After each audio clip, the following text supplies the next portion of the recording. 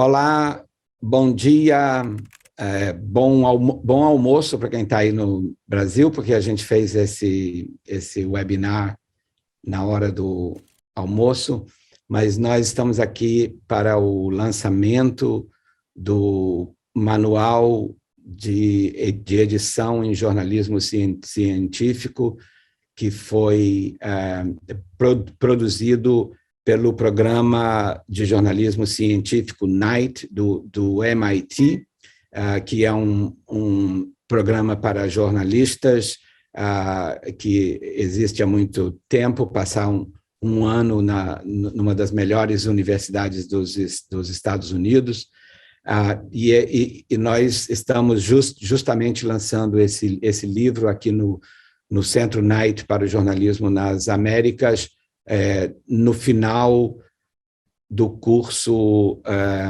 que nós lançamos com o Tiago Medalha, que é exatamente um dos beneficiários do programa Knight de jornalismo científicos do MIT, e nós ficamos assim super entusiasmados quando estávamos lançando o curso e vimos que tinha esse manual em inglês e em espanhol.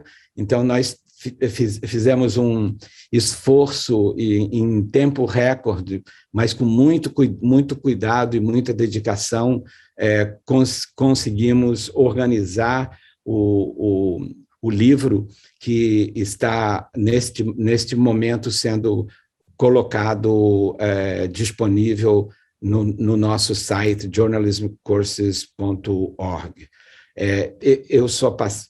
Meu nome é Rosenthal Calmon Alves, eu sou o fundador e o diretor do Centro Knight para o Jornalismo nas Américas, e eu estou passando aqui rapidamente só para apresentar o Tiago Medalha, que é um dos grandes jornalistas de ciência brasileiros, que está atualmente fazendo um mestrado na Universidade de Harvard e que, como eu disse antes, foi um dos beneficiários do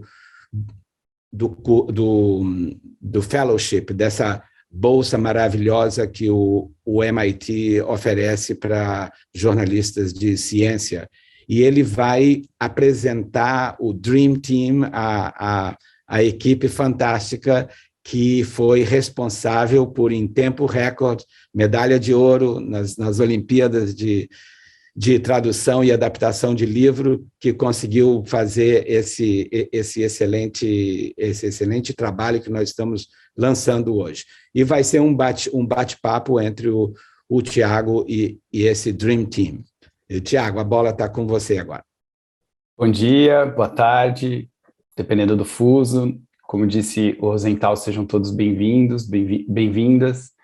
É um prazer estar aqui. O curso todo foi um prazer, foi muito bom ter essa troca com vocês ao longo dessas semanas. E me deixa muito satisfeito. Eu acho que o manual, na minha opinião, esse manual é o melhor que existe em jornalismo científico. Não estou dizendo isso porque eu fui fellow no MIT, no departamento Knight de jornalismo científico, mas porque realmente eu pesquisei bastante, procurei essas referências, e muitas vezes quando eu utilizava o manual eu pensava em como seria importante que ele fosse traduzido para o português, e é fantástico que isso tenha sido materializado justamente durante um curso do qual eu tive o prazer de participar. Eu vou pedir que os nossos debatedores aqui, palestrantes, se apresentem. Eu também estou muito feliz de dividir esse espaço com os quatro. São pessoas fantásticas, profissionais de altíssimo nível, que representam essa renovação do jornalismo científico no Brasil e essa consolidação de uma nova comunidade de jornalistas de ciência, nova no sentido de um esforço recente, né, que a própria Rede Consciência representa, Ambiental Mídia também, de consolidar essa comunidade onde a troca de informação, a troca de conhecimento acontece, e isso é muito importante para o jornalismo no Brasil. Então, vou pedir para que eles se apresentem brevemente, começando pelo André, e passando a bola para as meninas depois. Tiago, bom dia, boa tarde, dependendo do que você falou do fuso horário. Queria primeiro, falar que é um prazer estar mais uma vez com você, né, conversando nesse dia tão especial, né, de lançamento desse projeto. E para ser muito breve, né, e passar a bola para as colegas, meu nome é André Biernat, sou jornalista, formado pela PUC aqui de São Paulo. Eu trabalhei durante quase 10 anos na Veja Saúde, lá na Editora Abril, e a partir do ano passado eu me transferi para a BBC Brasil, onde eu continuo cobrindo, né, temas relacionados principalmente à saúde, à ciência e, obviamente, no último ano aí, sobre a pandemia. E, além disso, né, fui um dos fundadores e tive a honra de ser o primeiro presidente eleito da Rede Brasileira de Jornalistas e Comunicadores de Ciência, e tive o prazer, né, de receber o convite do Rosenthal para coordenar esse projeto de tradução e adaptação do livro sobre o qual a gente falará aí na próxima hora. Obrigado, André. É um prazer estar de novo conversando contigo. A gente dividiu a mesa na última edição da Conferência Mundial de Jornalistas Científicos, foi muito legal. Vou passar a bola, então, para Mari Lenharo. E aí a Mari pode chamar a próxima pessoa. Tem a Meg, tem a Juliane, ela pode escolher quem ela quer chamar. Oi, pessoal. Estou muito feliz de estar aqui. Eu sou a Mariana Lenharo, sou jornalista de ciência. Eu já cobri ciência no Estadão, na Folha, no G1. Já fui repórter cobrindo desenvolvimento de medicamentos para Biopharma Insight, e nos últimos anos eu tenho atuado como freelancer, e atualmente também sou diretora de comunicação da Rede Consciência.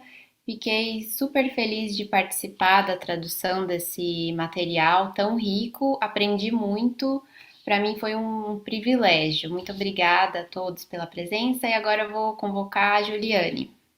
Oi, obrigada, Mari. Boa tarde para todo mundo. Meu nome é Juliane Duarte. Diferente dos colegas que têm uma trajetória de redação, eu sou Relações Públicas de formação, mas muito, muito próxima ao mundo da ciência e da comunicação de ciência. Então, eu fiquei muito honrada com esse convite, justamente por fazer, né, essa ponte com a área da comunicação de uma forma mais ampla, e justamente eu sou uma das fundadoras também da Rede Consciência, ao lado do André e da Meg, e por 2 anos fiz toda a parte da parte de comunicação e estratégias online da rede. Então, estive atuante nesses 2 anos iniciais da Rede Consciência. Eu também fui coordenadora da comunicação do Instituto de Ciências Biomédicas por 9 anos, onde eu aprendi muito sobre ciência e sobre estratégias de comunicação de ciência, justamente com o objetivo de aproximar a comunicação de ciência, a ciência, né, do universo das pessoas, e principalmente tendo a imprensa como um grande parceiro, um grande aliado nessa mediação. Então, é isso, eu estou muito, muito feliz mesmo, é uma realização ter participado desse projeto, agradeço muito, e chamo a Meg para se apresentar também. Obrigada, Ju, obrigada, pessoal. Então, meu nome é Meg Rodrigues, eu sou jornalista de ciência, e sou agora vice-presidente da Rede Consciência, né, que ajudei a fundar também lá atrás com a Ju, com o André, e escrevo muito para mídia estrangeira sobre meio ambiente, política científica, enfim, sobre pesquisa brasileira, e estou muito feliz de estar aqui hoje. Também aprendi muito com a tradução desse manual e estou super feliz com o papo que a gente vai ter. Legal, gente. Obrigado.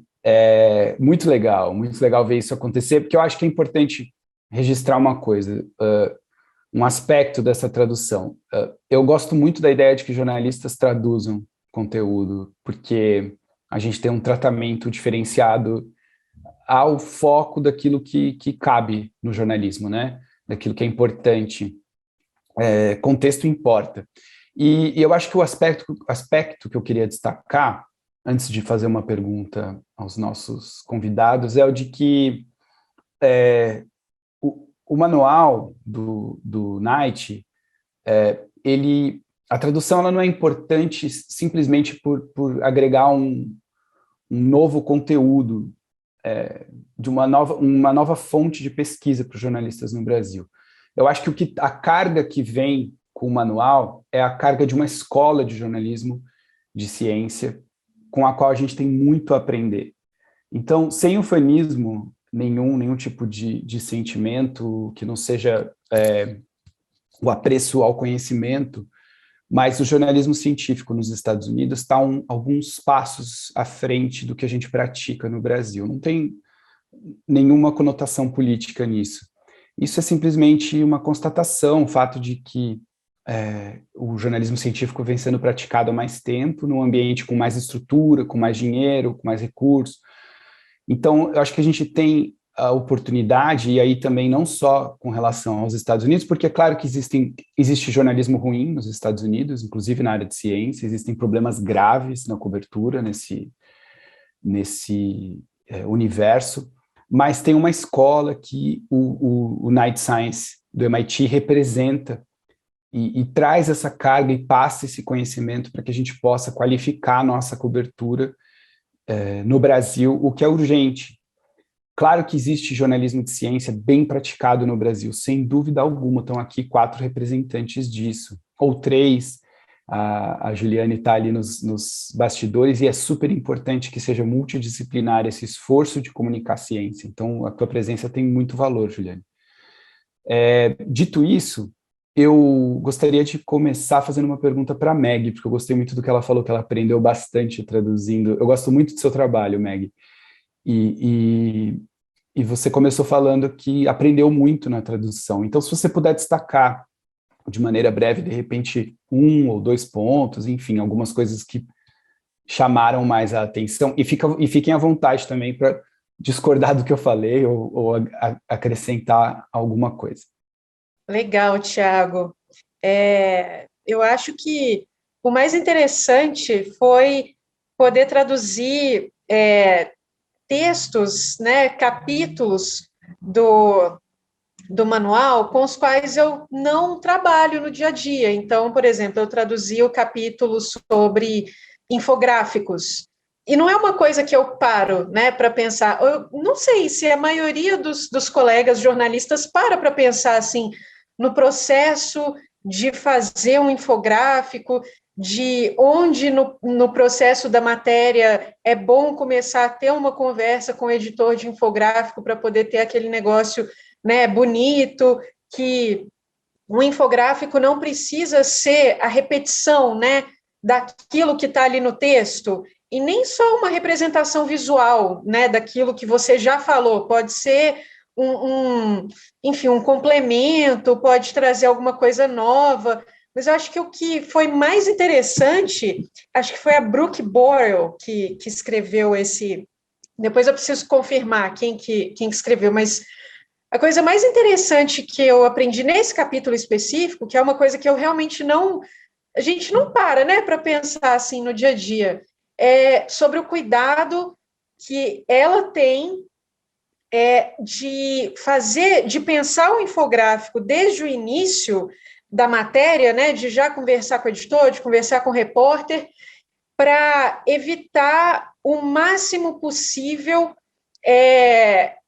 de ambiguidades, assim, sabe? Então, ela fala um negócio que quando eu faço um infográfico, quando eu faço uma imagem, eu já tento colocar as informações importantes todas ali, de uma forma que o negócio fique meio que colado na imagem, para que nenhum engraçadinho vá tentar photoshopar o negócio para poder usar aquele gráfico para passar desinformação, que é um problema muito grave, né, que a gente tem hoje, enfim. Né, o Thiago está aí também pesquisando desinformação, ele sabe bem o tamanho desse problema, e é um negócio que eu não tinha parado para pensar. Eu falei, gente, é verdade, qualquer pessoa que pegar um infográfico qualquer, você passar uma canetinha ali, você pode transformar aquilo em outra coisa, que não era o material original. Então, você colocando essa marca d'água, né, digamos assim, e colocando, organizando os elementos de uma forma que aquilo vai ser super difícil de você tirar do contexto ou de você desvirtuar para poder, enfim, desinformar, foi assim, eu acho que foi o mais interessante, assim, sabe? Que eu realmente nunca tinha parado para pensar sobre isso, e é tão importante quanto o texto, que às vezes a gente fica tão focado só no texto, porque o texto precisa informar, precisa ser claro, precisa ser...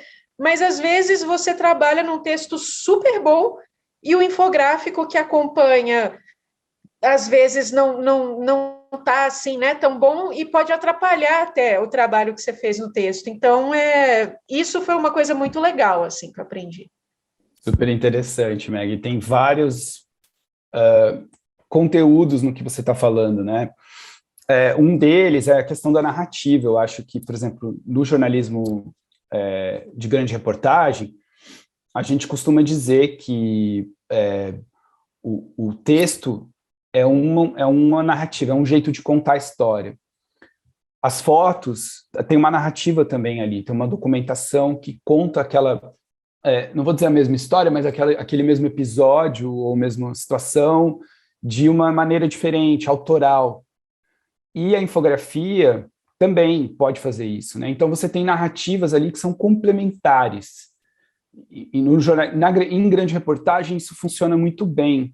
Você não precisa ter aquele formato gibi, né? Que o visual está complementando o texto, né? É uma coisa que, complementando não, mas que o visual é uma reprodução imediata daquilo que está no texto. Não precisa ser dessa maneira, podem ser narrativas que são complementares, mas diferentes, distintas entre si. Isso enriquece o conteúdo. Outro aspecto interessante do que você falou é a questão da desinformação, né? De pensar o trabalho da infografia desde o princípio para que você possa diminuir o risco, né? Não é responsabilidade do jornalista também, digamos assim, não tem como você controlar o conteúdo que você produz, no sentido de como ele vai ser utilizado. É claro que aquelas armadilhas evitáveis a partir dos cuidados que você tem com o conteúdo, você tem que trabalhar em cima disso. E o outro aspecto que eu acho bem interessante é o do jornalismo de dados, né, que é o conteúdo do nosso módulo 4 do curso, e que hoje é um caminho sem volta, né? Não tem como não pensar o jornalismo sem aprofundar, pelo menos um pouco, no jornalismo de dados, tentar entender como funciona, qual é o mecanismo, quais são os mecanismos, qual é a lógica do jornalismo de dados é fundamental. Mesmo que você não domine a parte técnica, você pode se associar a profissionais que têm esse domínio. Vou passar a bola agora para o André. André, você esteve aí na linha de frente da cobertura da Covid-19 e você coordenou o trabalho de tradução do manual. Tem algumas lições que você pode compartilhar com o pessoal que está assistindo a gente com relação a essa cobertura de Covid, seja da sua experiência em campo, né, nesse período, em campo home office, né, nesse período, ou do contato ali com o manual? Perfeito, Thiago. Sem dúvida, eu acho que a Covid, a pandemia, representou um grande aprendizado para todos nós em como fazer a cobertura jornalística, né? E foi um desafio enorme, né? Ter que lidar tanto com as informações científicas quanto as informações de saúde pública que a gente vinha recebendo no dia a dia. Então, todas as questões, né, envolvendo falta de insumos, falta de oxigênio, lotação de UTIs e lidar com os profissionais da saúde, né, passando essas informações, foi realmente algo muito desgastante, algo que nós tivemos que aprender muito no dia a dia, né? E acho que o jornalismo científico teve que evoluir muito, e acho que aprendeu muito, né? Algumas coisas que estão mais claras também no manual. Eu acho que quem lê o manual agora pode aprender de maneira muito mais objetiva e direta algo que a gente teve que aprender na pele ali, sofrendo na prática, né? Eu posso dar um exemplo, tem um capítulo espetacular, né, do manual sobre fontes. Então, como selecionar as fontes e como investigar se elas realmente são boas fontes para a sua pauta, né? E isso é algo que foi uma discussão grande, né, acho que no jornalismo científico brasileiro, né, não é porque a pessoa é cientista, é médico, biólogo, que ela pode falar sobre tudo, né, então a escolha das fontes eu acho que foi algo que a gente aprendeu e que melhorou ao longo aí desse processo de pandemia.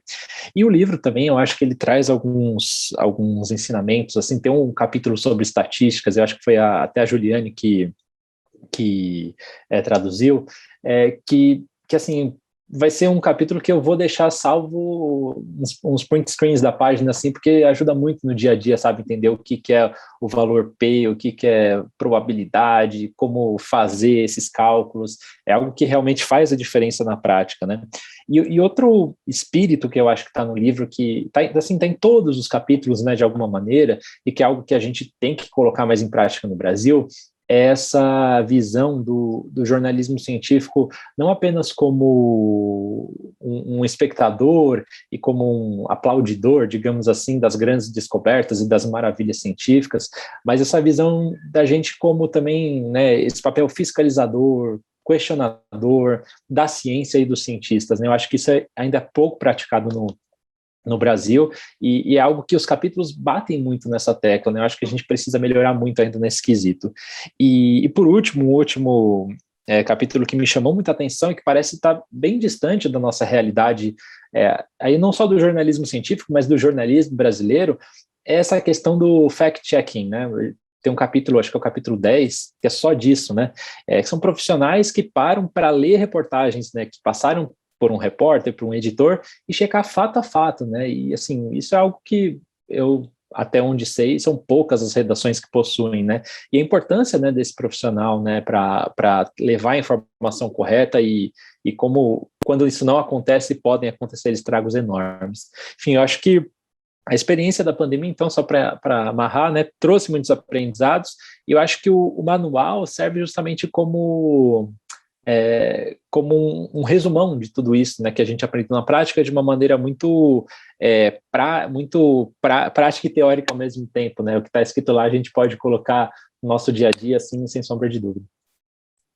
Muito bom, André, muito bom, obrigado. Acho que você tocou em vários pontos também que a gente abordou no curso. O pessoal que está aqui na audiência, que participou do curso, pode atestar. E, aliás, convidar vocês para fazerem perguntas. Fiquem à vontade para perguntar para os nossos convidados aqui.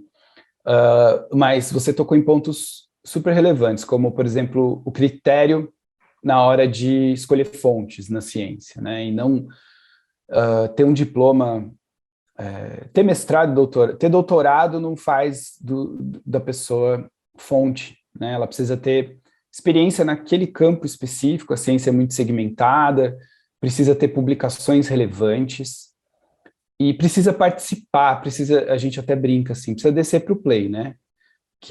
Precisa participar desse processo dinâmico de produção de conhecimento que é a ciência. Cientistas, por exemplo, que não publicam, não são boas fontes, porque não estão submetendo os seus trabalhos. Isso acontece no Brasil, na área ambiental, tem cientista que publica relatório institucional, e, de certa forma, resiste à publicação nas revistas científicas mais importantes. E, às vezes, a imprensa acaba comprando isso como informação científica. Mas, se você não submete o seu trabalho ao crivo dos outros especialistas da área, ou dos especialistas de fato, nesse caso, o mecanismo que torna a ciência confiável é justamente essa troca de informação que acontece pelos papers, pela revisão pelos pares, portanto, pelas publicações, pelos congressos, pelo compartilhamento de bases de dados, compartilhamento de informações. É isso que torna a ciência confiável, todo esse movimento. Se o pesquisador, a pesquisadora não participa disso, não é a fonte adequada. Então, o jornalista, ele é agente ativo nesse processo de produção de conhecimento. Ele faz parte disso, principalmente o jornalista que está cobrindo ciência. E é importante que a gente entenda isso para não ser veículo literalmente, de desinformação, né? Emprestar ali uma roupagem de credibilidade a um conteúdo que ele não tem, né? Isso ficou muito, muito evidente durante a pandemia. Médico, por exemplo, a maioria dos médicos não é cientista, então a gente precisa ser muito criterioso na escolha dessas fontes. Agora eu vou passar a bola para Mari Lenharo, e eu queria ver se você topa, Mari, também compartilhar algum aspecto do conteúdo do manual que chamou a sua atenção e se você relacionou, de repente, com experiências que você tem tido como repórter, a Mari, que também tem um trabalho sensacional. Obrigada, Thiago.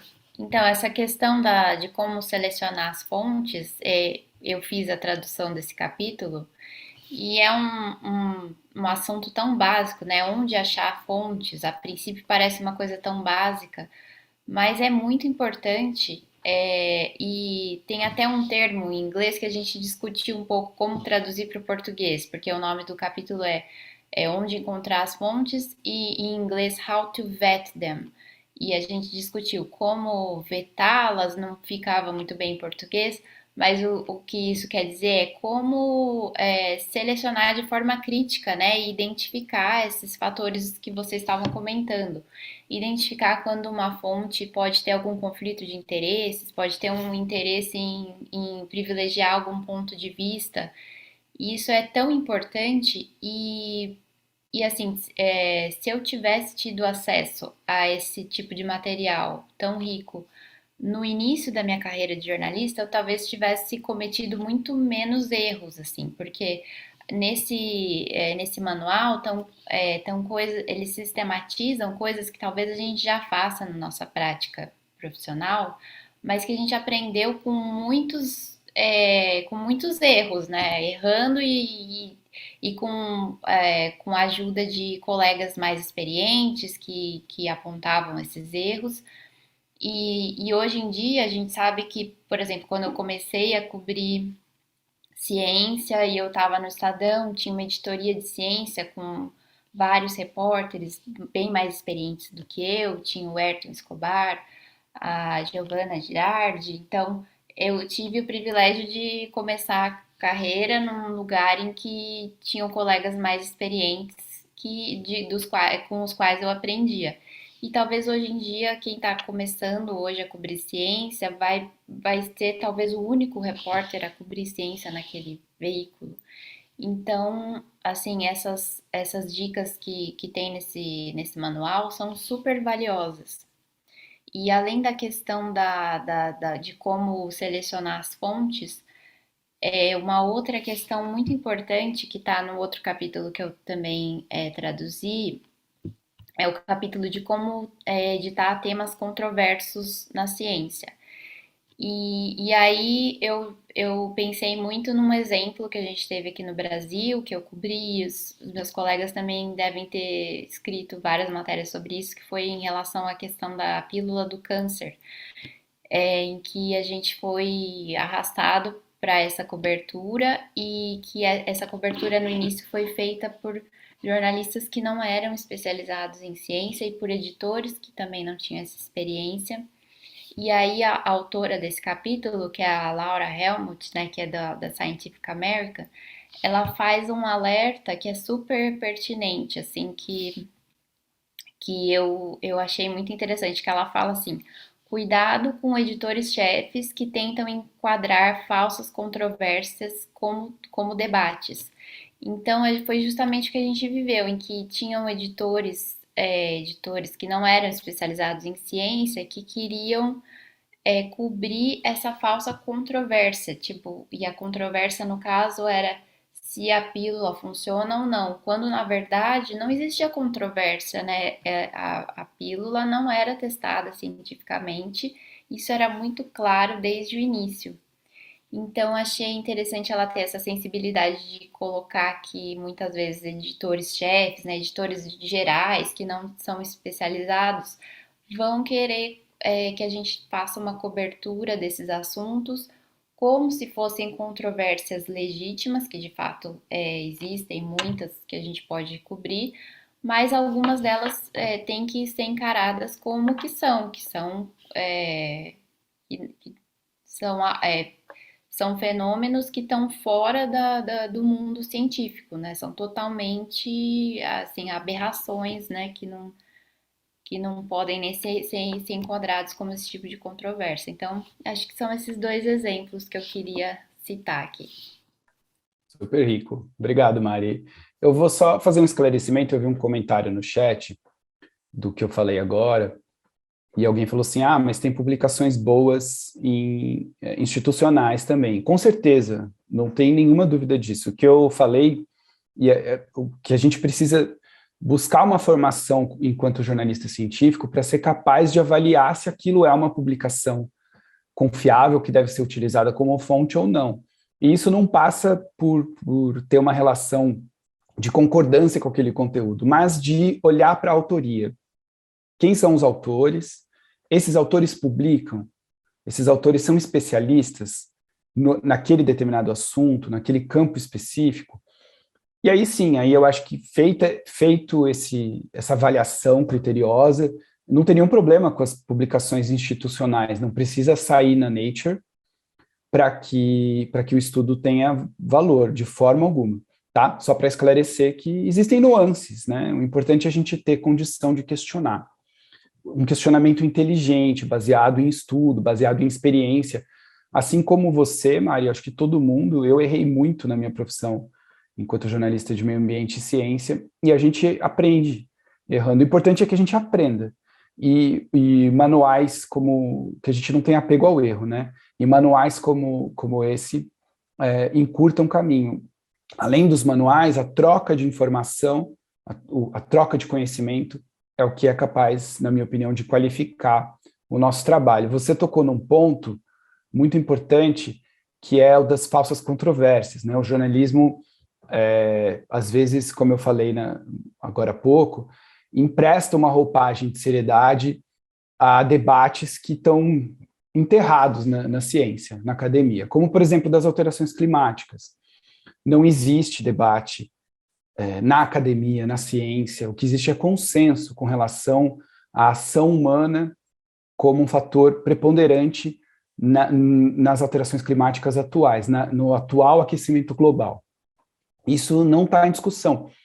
Aqueles poucos que ainda resistem a essa ideia pararam no tempo, não estão bem informados ou estão trabalhando a partir de um ponto que não é o do conhecimento, mas sim o da ideologia, porque é importante que a gente entenda qual é a cara, qual é o cheiro, qual é a cor do consenso. O consenso, o maior deles, eu acho, para mim, é o próprio IPCC, que é formado por centenas de especialistas. E especialistas mesmo, naquele assunto, com publicação, com estudos, com décadas de estudo naqueles assuntos. E eu acho que o fator assim que mais contribui para a gente entender o consenso é esse, mas ele não é o único. A professora Naomi Oreskes de Harvard, publicou em 2004 justamente uma análise onde ela avalia quais são as principais conclusões dos estudos sobre alterações climáticas. E todos apontam na mesma direção, 97% apontam na mesma direção. Esse é outro aspecto do consenso. Outro aspecto ainda, se você pegar as principais instituições científicas do mundo, dos Estados Unidos, da Europa, todas já, e é claro que existem instituições extremamente relevantes no Brasil também, ainda mais na área ambiental, e se você pegar essas instituições, elas já se pronunciaram, né, nesse sentido há muito tempo, apontando para o consenso das alterações climáticas induzidas por atividade humana. Então, essa é um pouco a cara do consenso. Quando a gente está falando em consenso, vem de tudo isso. Não vem de um achismo. É importante registrar. Juliane, eu queria que você agora, com um olhar muito próximo do jornalismo, mas também esse privilégio de ter uma perspectiva diferente, se você gostaria de compartilhar algum aspecto do manual, da tradução, do processo de tradução do manual que enriqueceu a sua vida. Legal, Thiago. Sim, foram muitos, né? Eu aprendi, eu falei para o André, né, que estava bastante em contato com a gente, aprendi a cada linha, sem exagero, mas na verdade é porque o manual ele traz uma perspectiva do jornalismo científico que deveria ser um olhar que todos os profissionais de comunicação e jornalistas deveriam ter, que é basicamente que a ciência está em tudo, e de que a gente, todas as editorias do jornalismo bebem, né, no jornalismo científico, ou deveriam beber para comunicar, por exemplo, dados e evidências, que foi um dos capítulos que eu traduzi, porque tem uma especificidade na forma de comunicação, né, tem algumas pegadinhas que a gente pode cair enquanto profissional da comunicação e jornalista, que quando a gente olha com apuração, dados, com um olhar compreendendo alguns parâmetros estatísticos mesmo, a gente consegue se livrar dessas pegadinhas e evitar com que uma informação errada chegue à sociedade, né? Evitar que o nosso trabalho faça um desserviço à sociedade. E nesse sentido eu trago muito a reflexão da assessoria de imprensa mesmo, porque a gente, enquanto mediadora aí dessa relação, por exemplo, estou falando de uma assessoria de imprensa de um centro de pesquisa, por exemplo, ela vem assim, a gente fornece um material para vocês, que é claro que vocês vão lapidar, vão apurar, mas e o erro, né? E qual é a nossa responsabilidade de não induzir o jornalista ao erro? Então, essa apuração, ela deve vir desde o primeiro momento, em como que a gente identifica a fonte dentro do nosso centro de pesquisa, como que a gente lê um artigo e traduz isso da melhor forma, porque se uma informação chega errada na sociedade, o prejuízo é de todos nós enquanto sociedade, né? Não é só do jornalista que publicou e vai ter que fazer uma errata, ou só do pesquisador que acaba, né, ficando numa situação ruim. Então, é uma responsabilidade compartilhada. Então, acho que mudar essa chavinha também, de que a gente trabalha pelo mesmo objetivo, que é entregar a informação apurada para a sociedade, para o leitor, já é um grande ganho, né? E, nesse sentido, os dados, né, ter essa responsabilidade na apuração e na comunicação de dados, que você trouxe muito bem, Thiago, no jornalismo de dados é essencial e é uma competência que todos nós profissionais da comunicação e que comunica ciência tem que ter isso em mente. Uma outra questão, assim, um outro capítulo que eu pude traduzir com a Mari foi o último capítulo sobre engajamento em mídia social. Às vezes é um ponto que a gente não olha, que o jornalista não olha, ou que às vezes fica muito restrito à assessoria de imprensa, a uma parte mais mercadológica, mas na verdade é começar a escrever a matéria pensando no leitor, né, pensando no veículo e como que a gente consegue, no momento em que ela foi publicada, causar interesse, despertar interesse. Então, tem muitas estratégias que a gente pode fazer com relação a isso, e não tem nada de errado. Não tem nada de errado querer que mais públicos leiam seu artigo, justamente é para isso que você escreveu, para que você tenha público. Então, pensar em estratégias de comunicação de redes sociais e de comunicação digital também foi algo que o próprio manual trouxe. Eu achei isso muito louvável, porque isso traz muito para a própria realidade do jornalista, mas também junta ali com um dos objetivos da assessoria de comunicação e da assessoria de imprensa. Então, mostra que a gente está ali também indo para a mesma direção. E um outro aspecto, que aí é muito mais da minha jornada pessoal e profissional, é o olhar também, como eu falei, que ciência está em tudo. Uma outra faceta que é muito complementar da minha trajetória, que eu sou consultora em sustentabilidade, e a gente vê muito essa questão de que sustentabilidade e ciência são coisas que estão em todos os lugares, mas todo mundo tem um pouco de medo, né? Amedronta um pouco. Mas quando a gente fala em sustentabilidade, a gente está falando também em dados, em ciência, e isso serve para que editorias, por exemplo, da área de meio ambiente, percebam a importância e a conexão com o jornalismo científico. Eu acho que essas narrativas estão muito próximas e a gente pode, né, se valer, né, beber em diversas fontes, mas com esse mesmo objetivo de informações acuradas e baseadas em evidências. Obrigado, Juliane. Ótimo comentário. Muita coisa para aproveitar. Eu acho, eu vou passar para vocês agora algumas das perguntas da audiência. Alguém perguntou na audiência sobre, por exemplo, entrevistar cientistas que não sejam as autoras ou os autores do estudo. Eu acho isso fundamental, tá, gente? Se possível, pelo menos 2 que não sejam autores ou 2 que não sejam autoras. Acho muito importante, até porque nesse tipo de experiência você aprende a situar a relevância daquele estudo. De repente você vai para uma outra fonte e ela te alerta, olha, esse estudo ele é muito controverso, ele não está sendo bem aceito. E aí você vai apurar melhor, de repente até falar com mais do que 2 fontes para ver se é o caso. Outra coisa que estão perguntando bastante, então se vocês tiverem comentários nesse sentido, fiquem à vontade. Outra coisa que estão perguntando bastante aqui é com relação a perspectivas futuras para a profissão. Eu sou muito otimista, com os pés no chão, claro, sei das dificuldades do jornalismo, vivencio elas na pele.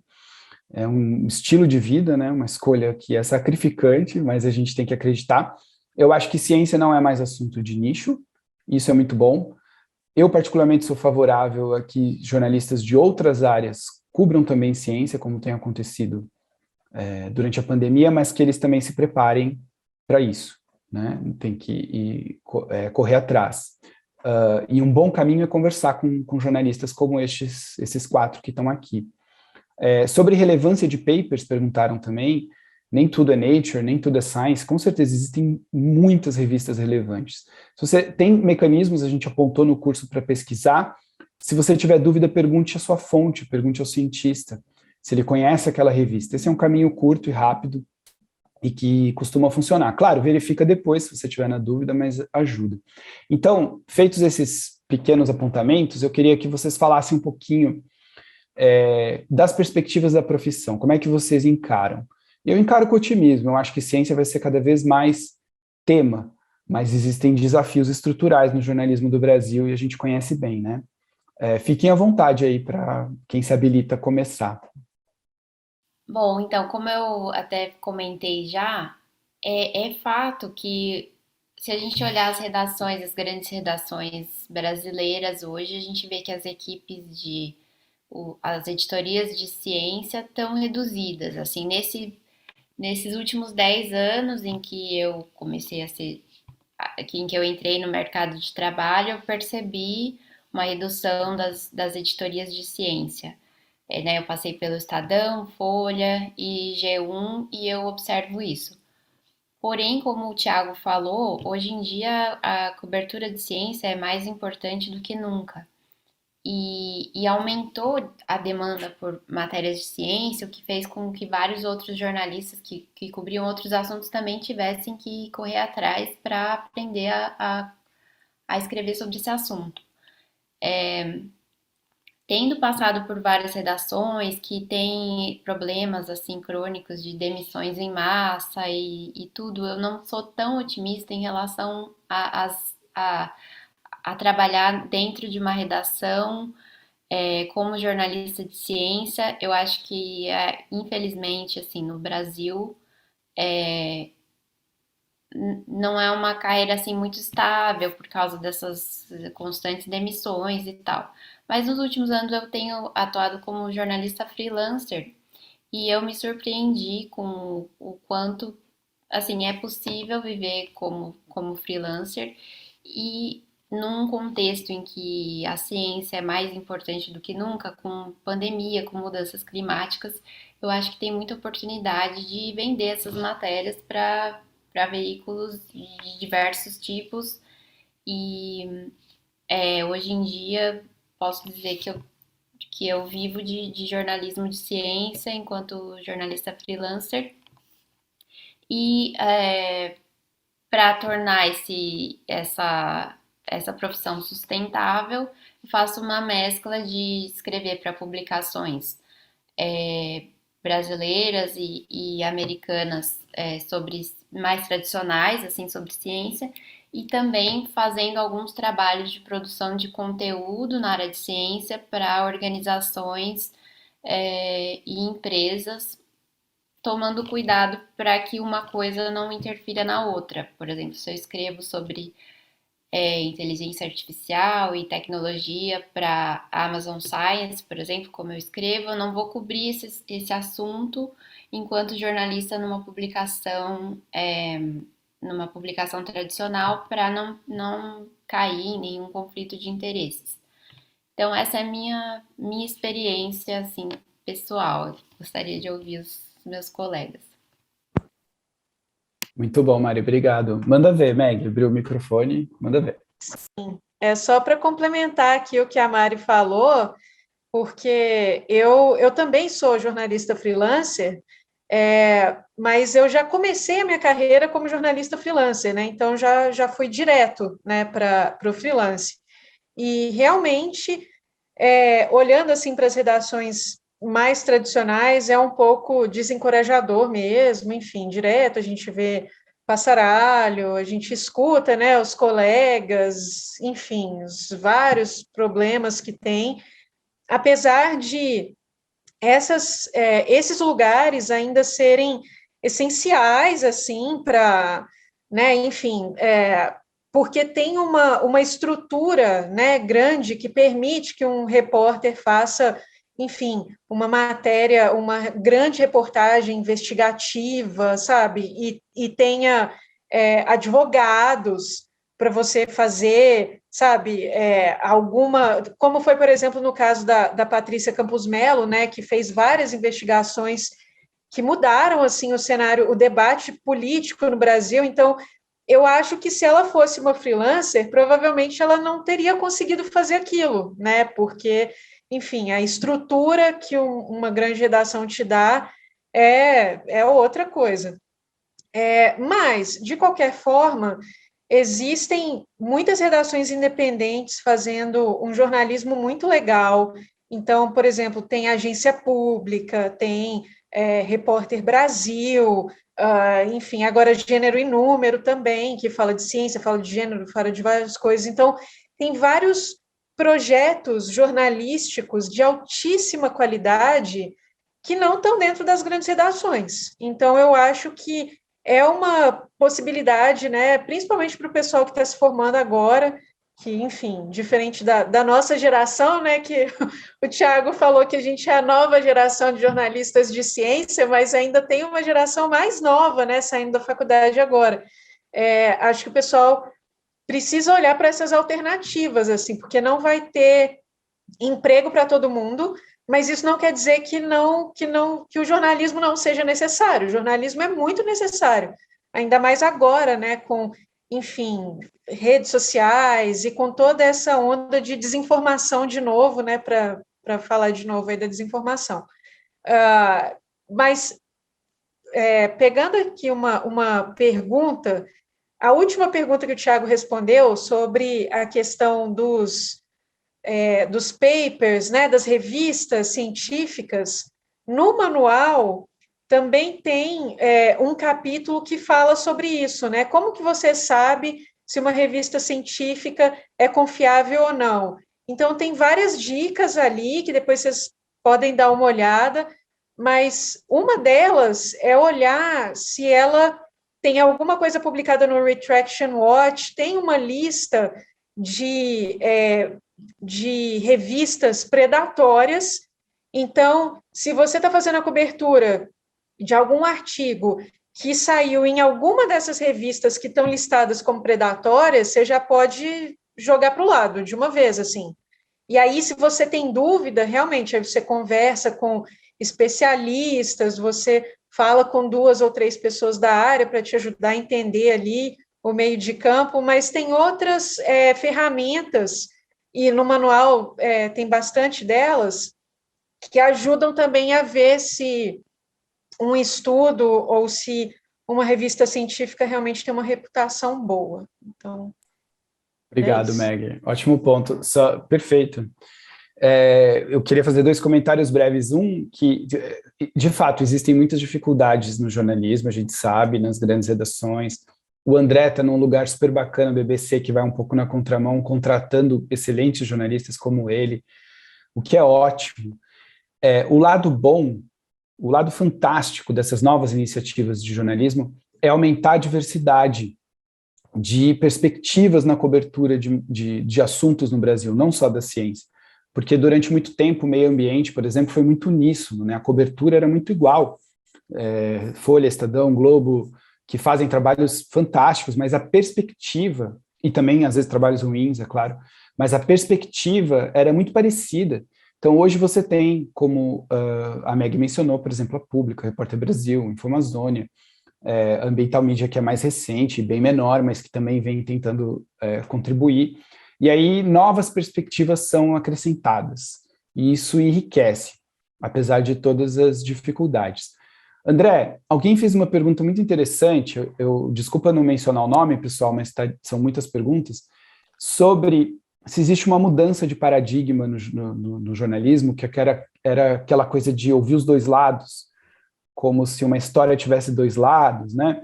E hoje a gente entende que é preciso exercer um senso crítico baseado em conhecimento, em experiência, em estudo, para poder avaliar se de fato esse modelo, esse modus operandi do jornalismo não vai acabar desinformando ao invés de informar. Você, que é um cara que conhece esse assunto foi o tema central da última Conferência Mundial de Jornalistas Científicos, e o André estava lá. Então, e o André tem feito o trabalho dele como repórter com isso em mente. Então, acho que é muito legal se você puder dar um pitaco sobre isso. Perfeito. Essa questão dos dois lados, né, eu acho que é um paradigma que a gente ouve desde a época da faculdade, né, o jornalismo tem que ouvir os dois lados. E como vocês mesmos já adiantaram, né, algumas falas anteriores, quando a gente fala de ciência, às vezes não existem dois lados, né, às vezes existe um lado, às vezes existem 4 lados, ou seja, a gente precisa tomar muito esse cuidado de como cobrir certos temas para não informar e sim desinformar, né? Eu acho que vocês falaram das mudanças climáticas, esse é um tema clássico em que não existem dois lados, né? Existe um consenso científico muito forte. Na área da saúde, a gente tem as vacinas, né? As vacinas aprovadas e testadas, o quanto que a gente viu de desinformação, né, sobre elas nos últimos meses, né? E se nós, enquanto jornalistas, nas nossas matérias, abrirmos espaço a uma falsa controvérsia que não existe, a gente vai estar fazendo um serviço, não só de desinformação, mas um serviço de saúde pública, né? Porque a gente sabe que a vacinação é um pacto coletivo, né? E as pessoas precisam participar para que o efeito dela seja sentido. E a gente tem um monte de outros assuntos, né? O tabagismo, né? O trabalho até da professora Naomi Oreskes, que vocês todos, acho que chega a falar um pouco também sobre isso, né? Um pouco, não, bastante, né? Sobre isso, como a indústria do tabaco se aproveitou desses dois lados do jornalismo para criar uma controvérsia que não existia sobre os malefícios do cigarro, né? Então, contratando cientistas para gerar uma dúvida na cabeça dos jornalistas e por consequência, na cabeça das pessoas, né, das nossas audiências, sobre algo que já estava estabelecido, que era cigarro faz mal, que cigarro causa câncer de pulmão, né? E quanta gente será que não morreu por conta disso, né? Então, enfim, a gente vê a importância do nosso trabalho de identificar, né, isso, as falsas controvérsias, e identificar também quando existem controvérsias, porque nós temos muitos temas na ciência que estão em aberto, que tem discussão, que tem disputa, e aí acho que entra o outro tópico que a gente estava debatendo aqui, que é a escolha das fontes, né? Como ouvir fontes, ou seja, primeiro, enquanto jornalista, saber identificar quando existe uma controvérsia ou não, e quando existe essa controvérsia, como escolher as fontes que podem apresentar esses diferentes lados de uma história, né, de uma maneira justa, equilibrada e imparcial o máximo possível, né? E até o capítulo que a Mariana estava comentando, né, de como selecionar as fontes, a autora ela dá uma sugestão que eu acho que é muito simples e que eu nunca tinha pensado, que é perguntar para as fontes. Então, por exemplo, você está falando com o autor de uma pesquisa. Você perguntar para ele, tem alguém que você respeita e que discorda do seu ponto de vista, do seu trabalho? Às vezes, nessas perguntas super simples, né, você pode, às vezes, encontrar um debate interessante, levar isso a público, né? Então, sem dúvida, esse é um desafio enorme. Eu acho que ele só vai aumentar a partir de agora, né? A gente teve com as vacinas, a gente teve com os tratamentos, né? O famoso kit COVID, hidroxicloroquina, ivermectina nos últimos meses. Então, enfim, é cada vez mais da nossa competência enquanto jornalistas científicos identificar isso e saber trabalhar em cima aí desses desafios. Perfeito, muito bom. Até porque a desinformação, ela faz vítimas e a sociedade é vítima, né? Perde-se um tempo enorme. Custou vidas humanas de fato, né? A desinformação tem custado, mas também perde-se um tempo enorme em debates que são vazios, e isso a gente precisa estar muito atento, né? Na questão das vacinas, por exemplo, o tempo que se perde debatendo, por exemplo, o risco de tomar a vacina, que existe, tudo na vida tem risco, mas o tempo que se perde exagerando alguns riscos que não são reais, ou criando riscos que não são reais, é imenso, enquanto a gente poderia, por exemplo, estar discutindo o que significa o avanço das vacinas de RMNA, que o André poderia, se a gente tivesse um pouco mais de tempo, poderia até explicar melhor para a gente, mas é um avanço incrível, as perspectivas futuras, avanço incrível no sentido de estar sendo colocado em prática, e as perspectivas futuras são muito boas nesse sentido, então a gente acaba realmente travando, né, e ficando aquém daquele lugar onde a gente pode estar. Alguém perguntou também se cientista pode virar jornalista. Pode, né? Saiba que é difícil, mas pode, eu sou a favor,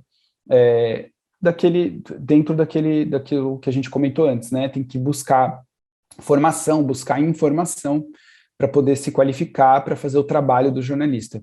Jornalismo e comunicação da ciência não são sinônimos, né?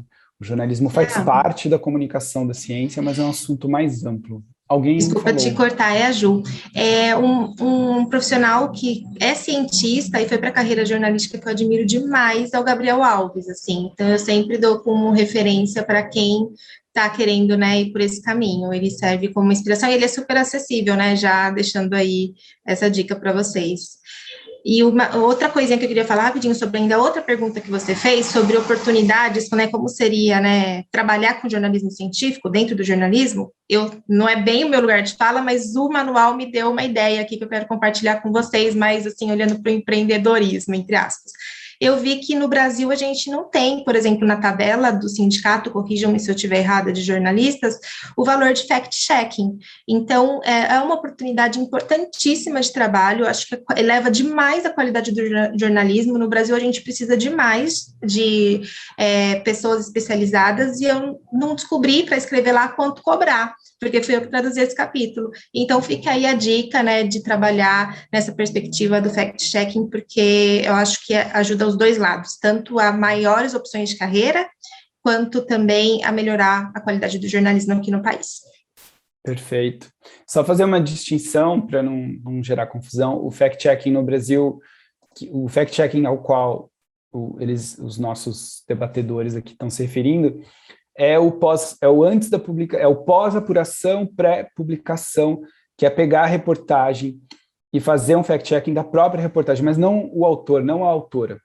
É um outro jornalista que faz isso. O Night Science, o KSJ, né, o KSJ, o Night Science Journalism do MIT, eles são referência nisso, fazem isso, eles têm uns workshops incríveis sobre isso, inclusive, para quem conseguir acompanhar em inglês, recomendo muito, porque vale a pena, é um trabalho fenomenal que não acontece no Brasil. A gente tem o fact-checking, por exemplo, como o Aos Fatos faz, como a Lupa faz, de uma maneira muito boa, muito eficiente, sobre declarações públicas e tal, que são bastante mentirosas no Brasil. Mas esse é um outro fact-checking ao qual a Juliane se referiu e que é valioso, que eu espero que a gente consiga implementar. A gente está tentando fazer isso nos projetos da Ambiental Media e tem valido muito a pena. A gente caminha aqui para um final, né? Infelizmente, o nosso tempo é bem curto. Alguém perguntou sobre o Molion na USP, o fato dele ter publicado um artigo. Eu acho que diz muito sobre o momento político do país, né? Que na principal universidade federal, centro de produção de conhecimento, alguém que não tem credibilidade ter todo esse espaço, diz muito sobre o momento que a gente vive. E acho que a gente conseguiu contemplar aqui a maior parte das perguntas. Peço desculpa se alguma coisa passar, e passo a bola, então, para os nossos convidados, para que vocês possam fazer, de maneira bem sucinta, um comentário final sobre o manual, sobre o jornalismo científico, o que vocês acharem que faz sentido. Vamos começar pela ordem inversa agora, pedindo para a Juliane começar, e chegando ao André ao final. Perfeito. Primeiro, né, reiterar meus agradecimentos. A dica que eu dou é leiam o manual, usem como, né, objeto de consulta, na mesa de cabeceira, no tablet, na verdade, mas vocês, assim, leiam, acessem, porque de verdade as informações que estão ali são muito preciosas, é muito, muito rico, e como, né, aprendizado que eu levo para a vida, né, na verdade, é essa junção que eu busco já há algum tempo entre ciência e sustentabilidade, e como eu falei para vocês, olhar para o jornalismo, né, baseado em dados, e para a comunicação baseada em dados, é aquilo que eu acho que a gente tem de melhor perspectiva, porque evita desinformação e informações ali que a gente, né, que estão ali na base da controvérsia, que a gente não quer, que eu acho que só desconstrói, né? Então a gente tem que ter uma responsabilidade coletiva pelas informações que a gente solta, seja em relatórios institucionais, seja na imprensa. Então é isso que eu levo do manual, e a dica que eu dou, reiterando, é leiam, acessem, porque realmente vai fazer a diferença. Quero agradecer, então, de novo, né, aí o Tiago, o Rosenthal, pela generosidade de vocês, né, foi ótimo trabalhar de novo com a Juliane, com a Mari, com o André, né, que são colegas aí que eu estimo e admiro muitíssimo, já de longa data, e recomendo, né, e convido a todo mundo que leia e aproveite bastante o manual, porque se a gente aprendeu, né, um tanto traduzindo, imagina, então, quem, né, conseguir pegar aí o manual para colocar em prática todas as dicas. Então, porque é um manual muito prático, né? Não tem nada ali que não vai servir para alguém em algum momento, em sentido prático mesmo do dia a dia. Então, eu espero que vocês curtam e agradeço de novo. Muito obrigada, foi ótimo o bate-papo. Eu também queria agradecer muito essa oportunidade, foi um prazer fazer essa tradução e participar aqui desse evento. E sobre o manual, assim, às vezes a gente, quando pensa em manual, pensa numa coisa meio chata, assim, mas esse manual foi escrito de um jeito que parece uma conversa e é cheio de exemplos, né? Não é só as dicas, mas é também vários exemplos de casos em que aquele jornalista aplicou aquele conhecimento e é até engraçado, tem citações engraçadas, então é uma leitura super prazerosa, assim, que acho que todo mundo vai curtir. Obrigada de novo e foi um prazer estar aqui. Só queria, em primeiro lugar, agradecer, foi um prazer estar aqui, agradecer o convite do Rosenthal, da Mallory e da Teresa, de, enfim, mexer com esse material que foi muito engrandecedor para mim, agradecer a Meg, a Juliane e a Mariana pelo trabalho espetacular que elas fizeram, cumprindo os prazos e, enfim, facilitando demais o meu trabalho ali da edição do material, e o prazer que está, mais uma vez, com você, Tiago. E, enfim, eu vou repetir as palavras delas, eu acho que o manual, assim, é um livro de cabeceira realmente para nós. E só falando um pouco de perspectivas do jornalismo científico no futuro, eu acho que nós temos motivos para sermos otimistas por questões pessimistas, né? Eu acho que essa pandemia de Covid talvez seja a primeira grande crise que nós vamos enfrentar. Os virologistas falam que essa não é a primeira pandemia que nós vamos viver, vamos ter outras no futuro. Nós temos as questões de mudanças climáticas que vão e já estão e vão afetar cada vez mais a vida de todos nós, e sem dúvida que ter profissionais capacitados para cobrir isso de uma maneira qualificada, aprofundada, contextualizada, vai fazer toda a diferença. Então, acho que o manual pode ser esse primeiro passo, né, assim como o curso que o Tiago brilhantemente conduziu, como diversas especializações que existem no Brasil, né, para melhorar, né, e colocar o jornalismo científico brasileiro nesse patamar mais elevado que a gente com certeza vai precisar dele aí nas próximas décadas. Eu agradeço muito a participação de vocês, foi um prazer estar aqui. Gostei que a Meg me colocou na mesma geração, falou nossa geração, fiquei feliz. Mas é muito bom conversar com gente tão qualificada e que a gente possa seguir, agradecer ao Rosenthal, ao Knight, ao pessoal do MIT, e ao pessoal e ao Instituto Serra Pilheira, agradecer a todos e dizer que o manual é algo para estar constantemente perto da gente, recorrer a ele em diferentes momentos. Eu recorro a ele já há alguns anos e recomendo que vocês façam dessa forma. Não é uma leitura linear, é algo para ir e voltar várias vezes. Muito obrigado pela oportunidade, pelo aprendizado, e passo a bola para o Rosenthal fazer o encerramento. Bom, eu acho que foi ótimo, foi maravilhoso, como eu esperava, fantástico. Eu acho que seria muito importante para mim, porque eu esqueci no comecinho, agradecer ao Instituto Serra Pilheira, porque o Instituto Serra Pilheira foi o sponsor do nosso MOOC, o nosso curso, que ainda está aberto, embora esteja no último fim de semana, a gente sempre deixa um par de semanas mais, e como é um curso assincrônico, você pode entrar no curso e ainda conseguir se terminar e receber o certificado, que também é grátis, graças ao apoio do Instituto Serra Pilheira, que, para quem não sabe, é uma organização sem fins de lucro que ajuda a fomentar a divulgação científica no Brasil, super importante. Nós temos 2.300 pessoas inscritas no curso liderado pelo Tiago, e esse livro realmente é um presente de final de curso, né? Eu acho que não podíamos ter imaginado algo melhor, e como eu disse no começo, foi feito em tempo recorde, mas com uma dedicação maravilhosa desse time aqui, e eu só posso agradecer, e que foi uma honra para nós termos vocês a bordo para esse projeto, tá bom? Tchau, pessoal. Obrigado. Hein? Bye, bye.